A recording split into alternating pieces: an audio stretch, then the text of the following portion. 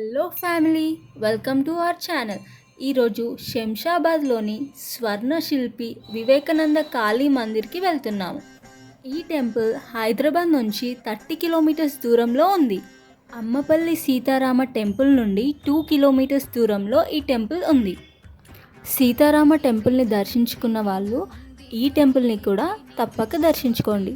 ఆ టెంపుల్ గురించి మీరు కూడా తెలుసుకోవాలనుకుంటే కింద డిస్క్రిప్షన్లో ఫుల్ వీడియో లింక్ ఉంది, వెళ్ళి చూసేయండి. మీలో ఎంతమంది ఈ టెంపుల్ని విజిట్ చేశారో కింద కమెంట్లో పిన్ చేయండి. మనం టెంపుల్కి అయితే వచ్చేసాము. బయట నుండి చూడడానికి చాలా బాగుంది కదా. లోపలికి వెళ్ళి అమ్మవారిని దర్శించుకుందాం పదండి. ఈ టెంపుల్ టైమింగ్స్ వచ్చేసి మార్నింగ్ 8 నుండి 12 వరకు, మళ్ళీ ఆఫ్టర్నూన్ 3 నుండి 8 వరకు ఓపెన్ ఉంటుంది. ఈ టెంపుల్కి ఎలాంటి ఎంట్రీ టికెట్ ఫీ కూడా లేదు. ఈ ఆలయం కోల్కతాలోని హూగ్లీ నది ఒడ్డున ఉన్న దక్షిణేశ్వర్ కాళీ ఆలయానికి ప్రతిరూపంగా చెబుతారు. ఈ ఆలయాన్ని బెంగాలీ స్వర్ణశిల్పి కమ్యూనిటీ 3 ఎకరాల స్థలంలో నిర్మించింది. ఈ ఆలయంలో దుర్గా పూజ, కాళీ పూజ, జన్మాష్టమి వంటి వివిధ పండుగలను చాలా వైభవంగా జరుపుతారు.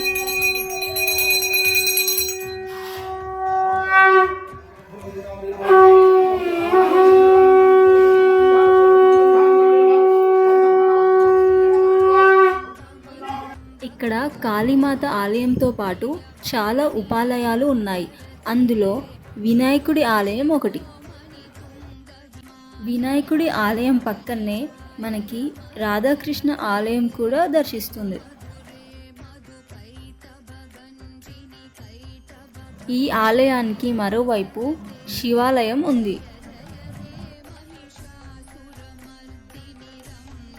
ఈ శివాలయానికి పక్కనే మనకి వెంకటేశ్వర స్వామి కూడా దర్శనమిస్తారు.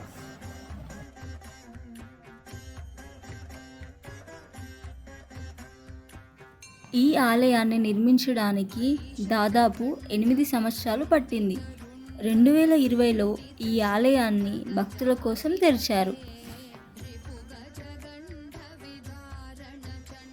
ఇక్కడ టెంపుల్లో ఇంకో బ్యూటిఫుల్ స్పాట్ ఉంది, రండి వెళ్ళి చూద్దాం. కైలాస పర్వతాన్ని తలపించే విధంగా శివ, పార్వతి, వినాయకుడు మనకి ఇక్కడ కనిపిస్తారు. ఈ ఆలయ గోడల పైన రామాయణం, మహాభారతం, స్వామి వివేకానంద లాంటి కథలని చక్కగా కళ్ళకి కట్టినట్టు చూపించారు.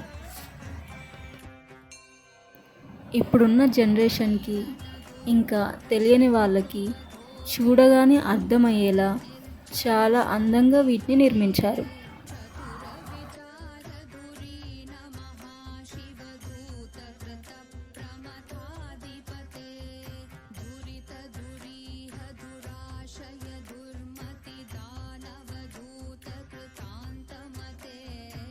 ఇక్కడ మనకి కృష్ణుని స్టాచ్యూ కూడా కనిపిస్తుంది. ఈ టెంపుల్కి ముందు చిన్న చెరువు కూడా ఉంది. మీరు కూడా వచ్చి అమ్మవారిని తప్పక దర్శించుకోండి. ఇలాంటి మరిన్ని వీడియోస్ కోసం ప్లీజ్ మన ఛానల్ని సబ్స్క్రైబ్ చేసుకోండి.